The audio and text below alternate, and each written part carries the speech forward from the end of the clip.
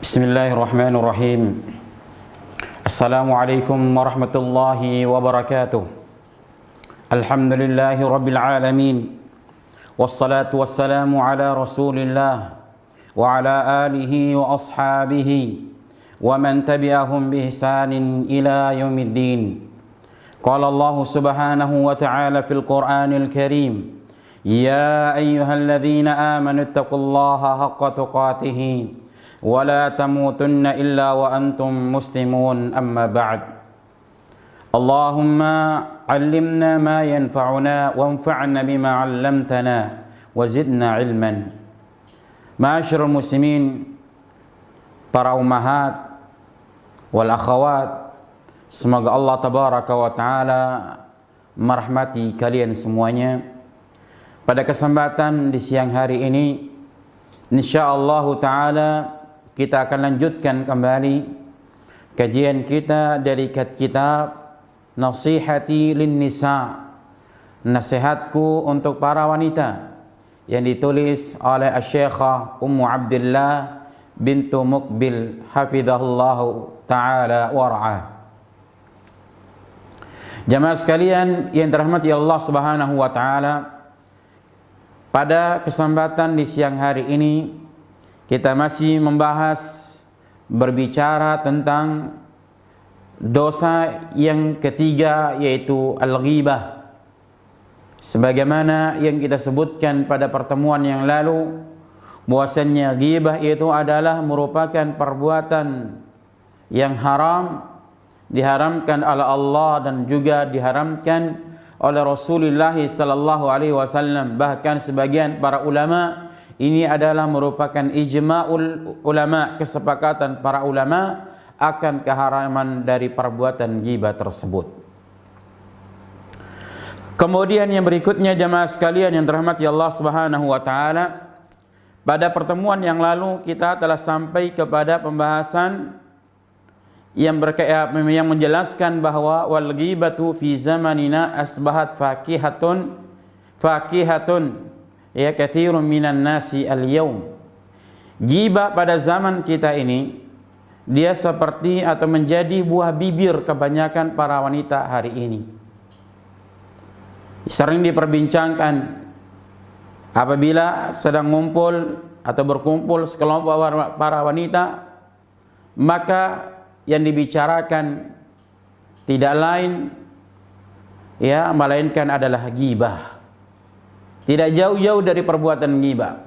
Hatta yang sedang ngaji, illa man rahimahullah, kecuali orang-orang yang dirahmati oleh Allah Subhanahu wa taala, yang dia itu menahan lisannya dari membicarakan tentang saudaranya. Kecuali orang-orang dirahmati oleh Allah Subhanahu wa taala, yang dia itu tidak suka mendengarkan orang-orang yang menjatuhkan, melecehkan kehormatan saudaranya. Maka fal wajibu alaina al-istislamu li syar'i rabbina, maka wajib bagi kita semua adalah tunduk kepada syariat Rabb kita, menerima syariat Rabb kita, di mana Allah Subhanahu wa taala menerangkan di dalam Al-Qur'an, di dalam beberapa ayat dalam Al-Qur'an, di mana wajib bagi kita itu adalah tunduk taat kepada Allah dan Rasulnya sallallahu alaihi wasallam.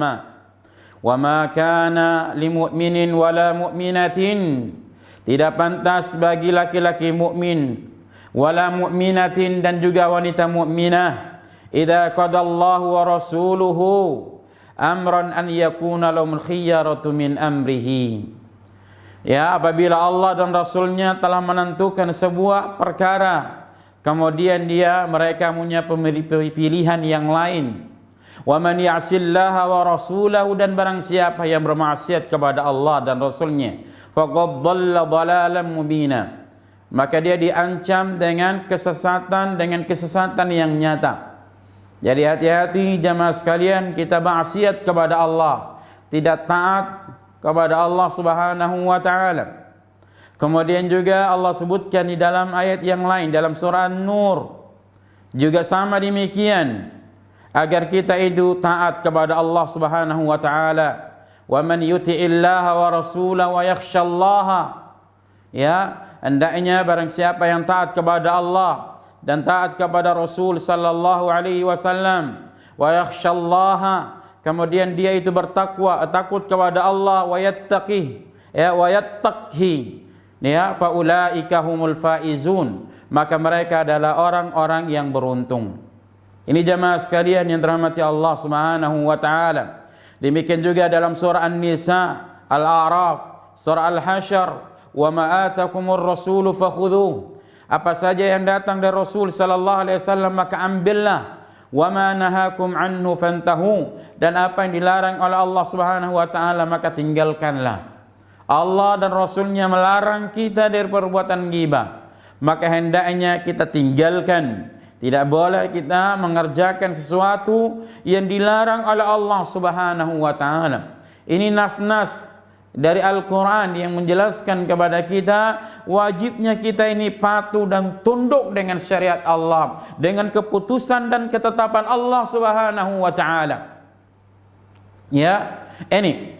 Kemudian Asy-Syaikh berkata, "Fala nakun ka ahlul kitabi." Maka jangan sampai kita ini seperti ahlul kitab. Siapa ahlul kitab? Al-Yahud wan Nasara. Ya, jangan sampai kita semacam mereka.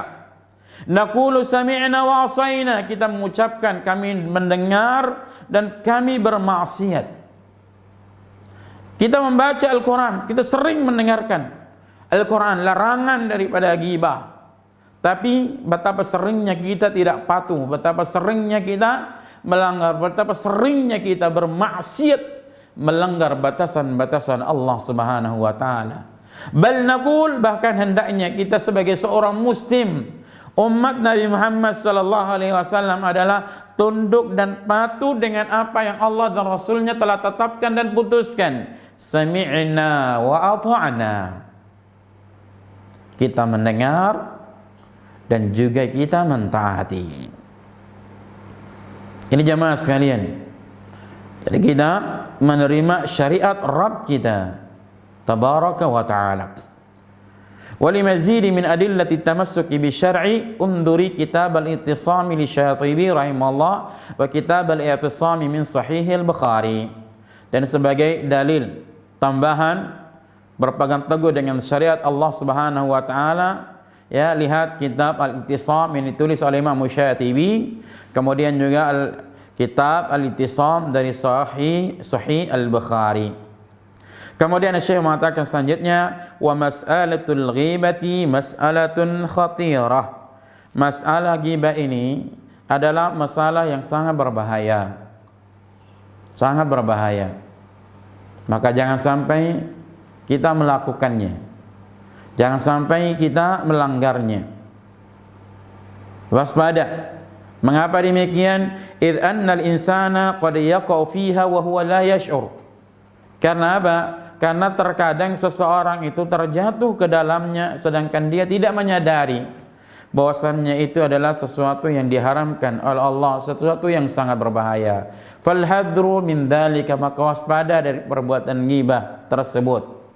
Wa alayki bi an tatubi ila Allah min dzalik, dan wajib bagimu wahai wanita muslimah untuk bertaubat kepada Allah Subhanahu wa taala dari perbuatan yang demikian tadi.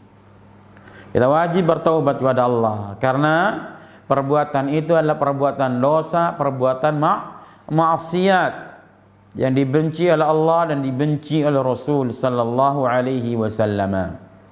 Kemudian yang berikutnya, tariqatu taubati minal ghibah. Cara bertaubat dari perbuatan ghibah. Ya. Bagaimana cara seseorang itu bertaubat dari perbuatan ghibah? Ya. Ketika dia menyadari bahwasannya ghibah itu adalah haram dan dia ingin bertaubat kepada Allah dari perbuatan itu, bagaimana caranya?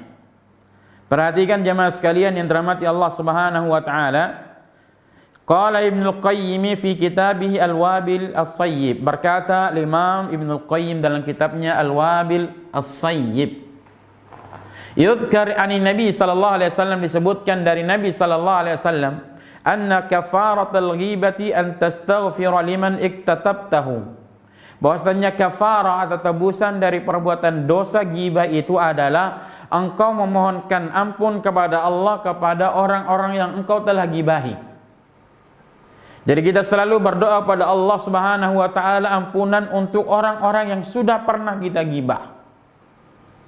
Ya, taqul engkau mengucapkan Allahumma ighfir lana wa lahu. Ya Allah, ampunilah dosa-dosa kami dan juga dosa-dosa dia. Disebutkan juga atau perlu sebutkan namanya. Ampunilah dosa-dosa dia. Ini kata Imam Al-Qayyim cara seseorang itu bertaubat dari perbuatan ghibah. Dia mohon ampun kepada Allah dan memohonkan ampun pula untuk saudaranya yang telah dia ghibahi. Ini tebusannya. Kemudian berikutnya kata Syekh dzakarahu Al-Baihaqi fi Dawatil Kabir. Disebutkan oleh Imam Al-Baihaqi dalam Da'watul Kabir. Wa qala, dan beliau berkata fi isnadi dha'af. Ya, dalam sanad ini ada kelemahan. Kemudian wa hadhil mas'alatu lil ulama'i fiha qaulan. Ya, masalah ini bagi para ulama ada dua pendapat. Huma riwayatani anil Imam Ahmad. Ya, diriwayat dari Al-Imam Ahmad. Dan keduanya yang adalah hal yakfi fi taubah minal ghibah listighfaril muktab am la budda min i'lamihi wa tahlilihi. Ya, apakah cukup dengan bertaubat?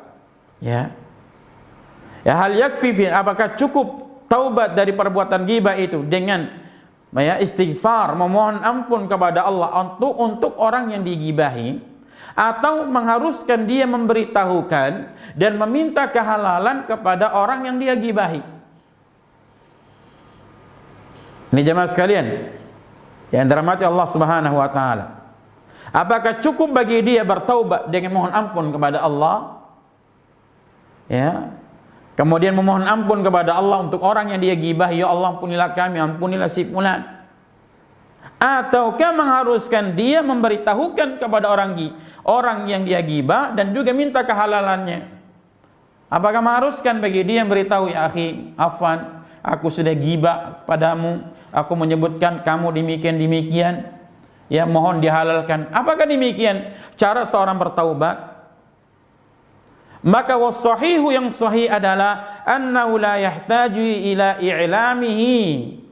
Ya, tidak mengharuskan untuk memberitahukan kepada dia. Bal yakfihi al-istighfar.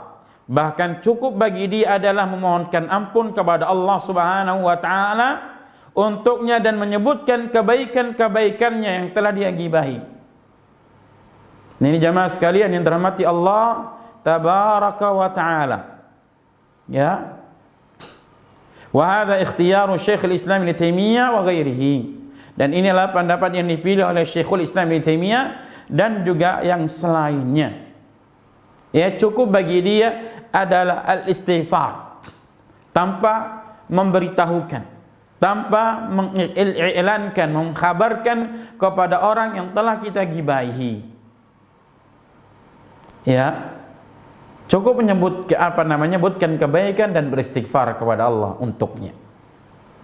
Kemudian walladzina qalu la budda min i'lamihi, dan orang-orang yang mengatakan harus memberitahukan dia, mereka menjadikan ghibah itu seperti hal yang berkaitan dengan kal hukukil maliyah, hak-hak yang berkaitan dengan harta. Misalnya seorang mencuri dari barang harta milik seseorang, kemudian dia bertaubat. Maka di antara cara taubat kepada Allah Subhanahu wa taala adalah dengan mengembalikan apa yang telah dia curi kepada orang yang telah dia, ya, dari harta orang yang telah dia curi, mengembalikan barangnya. Sebagian orang begitu, sebagian ulama berpandangan semacam itu. Mereka menjadikan ghibah ini seperti hal yang berkaitan dengan hak-hak harta. Kemudian wal farqu bainahuma zahir, dan perbedaan antara keduanya itu nampak sekali. Fa innal hukukal maliyah, sesungguhnya hak-hak yang berkaitan dengan harta itu bermanfaat bagi orang yang dia zalimi, ya, dengan dia mengembalikan barangnya kepada orang yang telah dizalimi.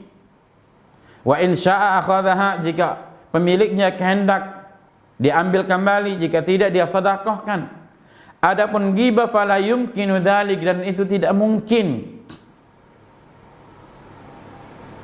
Ya, wala yahsulu lahu bi ilamihi. Ini jamaah sekalian yang dirahmati Allah Subhanahu wa taala. Ya, tidak bisa dengan apa? Dengan memberitahukan dia. Karena itu bisa berbahaya jamaah sekalian yang dirahmati Allah Subhanahu wa taala. Ya, ini akan berlawanan dengan tujuan syariat. Ya, dia berlawanan dengan tujuan syariat atau pembuat syari' Rasulullah sallallahu alaihi wasallam. Karena apabila seseorang menyebutkan akan hal itu kepada orang yang ghibah, maka akan menyempitkan dadanya, bergetar dadanya. Wa yu'dhihi idza sami'a ma rama bihi, dan menyakitkan dia apabila dia mendengarkan apa yang telah dituduhkan kepadanya, bahkan akan menimbulkan permusuhan. Ini yang terjadi kalau seandainya seseorang itu memberitahukan kepada orang yang dighibah, fulan, saya mohon maaf, kemarin saya menyebutkan kamu depan si fulan begini dan begini. Ini akan menimbulkan permusuhan, kebencian dalam dada seorang. Maka tidak perlu untuk memberitahukan, cukup dengan istighfar. Ya, oleh karena tadi disebutkan ya oleh Syekh yang pendapat yang sahih menurut beliau. Ya, dan juga ya sebagian para ulama seperti yang beliau Al-Imam Syekhul Islam Ibnu Taimiyah rahimahullahu tabaraka wa taala. Ini wa ma kana hadza sabiluhu. Jadi bukan begitu caranya memberitahukan dia.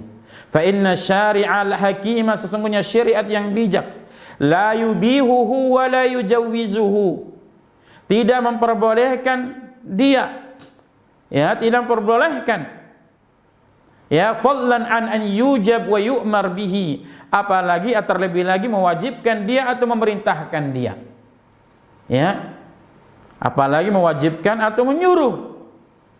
Membolehkan saja tidak.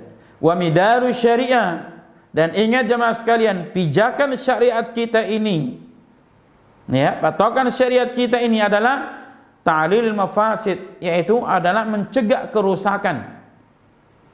Ya, mencegah kerusakan, meminimalisir ya kerusakan tersebut daripada ya mendatangkan maslahat atau menyempurnakannya. Wallahu a'lam bissawab. Ini jemaah sekalian yang dirahmati Allah Subhanahu wa taala. Jadi tidak perlu seseorang memberitahukan dia, ya, kecuali kalau memang sudah sampai pembicaraan itu kepada orang tersebut. Oleh karenanya jemaah sekalian, ada kitab yang sangat bagus yang berjudul Kaifa Tusliha Lisanak, yang disusun atau ditulis oleh Syekh Shalih bin Thaha Abdul Wahid. Ya, judulnya Kaifa Tuslihu Lisanak Wasailu Islahil Qulubi Minal Kitabi was Sunnah. Ya, beliau menjelaskan di dalam kitab beliau halaman 27. Kata beliau, halil ghibati kafaratun, apakah ghibah itu ada tebusannya? Beliau mengatakan, ayyul muslim i'lam annal muktaba qad jana janayatain. Orang yang berghibah itu telah melanggar atau telah melakukan dua pelanggaran, dua dosa. Yang pertama yang berkaitan dengan haknya Allah Subhanahu wa taala. Itu apa? Melanggar batasan Allah Subhanahu wa taala. Dia telah melakukan perbuatan yang dilarang oleh Allah.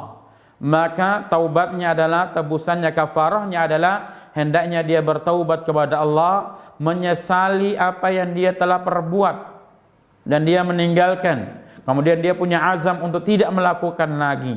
Yang kedua adalah yang berkaitan, ya, pelanggaran yang berkaitan dengan hak makhluk. Maka kata beliau, fa idza kanatil ghibatu qad balagatir rajula jaa ilaihi wastahalla. Kalau seandainya ternyata ghibah itu telah sampai kepada telinga orang yang telah dia ghibah, maka hendaknya dia datang minta kehalalannya, ya, minta maaf kepadanya, wa adhhara lahu nadama ala fi'li, dan dia tampakkan rasa penyesalan atas apa yang dia telah lakukan. Ya, sebagaimana kata Nabi sallallahu alaihi wasallam, "Man kanat indahu madlamatun li akhihi", barang siapa yang menzalimi saudaranya, ya, min malin, baik itu kedzalimannya berupa harta atau berupa kehormatan yang dia lecehkan, falyatihi, maka hendaknya dia mendatanginya, falyastahillaha, hendaknya dia minta kehalalannya, qabla an yu'khad. Ya, ini jamaah sekalian yang terhormati Allah, minta kehalalannya, minta maaf kepadanya kalau ini sudah sampai kepada telinga orang tersebut. Ini jamaah sekalian yang terhormati Allah Subhanahu wa taala. Ya, dia harus menyelamatkan dirinya dari perbuatan tersebut, membebaskan dirinya dari perbuatan maksiat, perbuatan bermaksiat tersebut.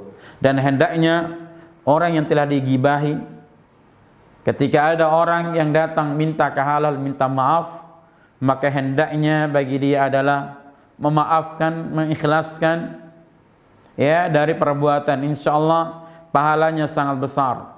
Meskipun kadang kita mungkin marah, mungkin kita kesal, tapi ingatlah kata Allah, wal kadhibinal ghaidha wal 'afina 'anil nas, orang yang menahan amarah dan memberikan maaf kepada manusia. Wallahu yuhibbul muhsinin, dan Allah itu suka dengan orang-orang yang berbuat baik. Ini jamaah sekalian yang dirahmati oleh Allah Subhanahu wa taala. Kalau seandainya sudah sampai kepada telinga orang tersebut. Namun jamaah sekalian, wa idza kanatil ghibatu, namun kalau ternyata ghibah itu belum sampai ke telinga saudaranya, maka cukup bagi dia al-istighfar. Nah, ja'ala makana istihlalihi al-istighfar. Cara untuk menghalalkan, melepaskan dirinya dari perbuatan dosa ghibah tersebut adalah seseorang memintakan ampun kepada orang yang telah ghibah. Nah, dan jangan dia menghabarkan kepadanya sesuatu yang tidak diketahui. Jangan kita beritahu orang itu, karena bisa berbahaya. Sebagaimana kita sebutkan tadi, muncul permusuhan, timbulnya kedengkian, membuat dada orang itu sempit. Ini jamaah sekalian. Qala Mujahidun rahimahullah, berkata Imam Mujahid rahimahullah, kafaratu aklika lahma akhika an tuthni alaihi wa an tad'u lahu bi khairin wa kadzalika in kana qad mata. Al-Imam Mujahid rahimahullahu taala mengatakan, tebusan memakan daging saudaramu, kafarahnya adalah antutni alaihi, engkau menyanjungnya, engkau memujinya, selalu menyebutkan kebaikan-kebaikan orang yang telah ghibah itu. Wa tad'u lahu bi khairin, dan engkau selalu mendoakan kebaikan untuknya, kebaikan dunia, kebaikan akhirat. Di antaranya istighfar, mohon ampun kepada Allah tabaraka wa taala untuknya. Ini kafarahnya jamaah sekalian yang dirahmati oleh Allah Subhanahu wa taala, menyebutkan kebaikan, mendoakan orang tersebut dan kebaikan dunia dan kebaikan akhirat. Ya. Kemudian fa'alaikum, ya, ini jamaah sekalian yang dirahmati Allah Subhanahu wa taala. Cara seseorang itu berlepas diri dari perbuatan dosa ghibah itu. Ya. Jadi waspada, jangan anggap kita itu menganggap remeh tersebut. Kemudian yang berikutnya, ya, berkata Syekh Hafizahullahu taala wa ra'ah, ya, di akhir pembahasan beliau mengatakan, wa alami anna ba'dhan nasi yadhunnu annahu yajuzul wuqu' fil ardi idza kana bima huwa fi. Ketahuilah bahwasannya ada sebagian manusia beranggapan bolehnya menjelekkan kehormatan seseorang apabila itu memang kenyataan apa adanya. Ya, sebagian orang menganggap enggak masalah kok kita ngomong dia, memang nyata. Kenyataan dia fulan wa lawan begitu, seperti itu modelnya. La ba'sa, enggak mengapa kata sebagian orang. Fa idza nuhiya an dzalika qala wasidqun. Apabila dia dilarang dari perbuatan demikian, dia mengatakan wasidqun, itu kenyataan kok. Realita, fakta. Fanahnu lam nakdzibu alaihim, dan kita tidak mendustakan mereka. Nah, ini wa hadza huwa ainul ghibah. Maka yang semacam itu adalah perbuatan ghibah, jamaah. Ya. Ya. Jadi kata mereka semacam itu fakta, itu kenyataan. Wa nahnu lam nukadzib alaihim, dan kami tidak membohongi mereka, kami tidak mendustai mereka. Tapi itu nyata, itu fakta. Wa hadza huwa ainul ghibah, dan itu adalah perbuatan ghibah yang terlarang. Li'annal ghibata, karena sebagaimana kita sebutkan, menjelaskan tentang ghibah sebagaimana disebutkan dalam hadis bahwa ghibah itu adalah dzikru akhaka bima yakrah. Engkau menyebutkan tentang saudaramu dengan apa yang dia benci.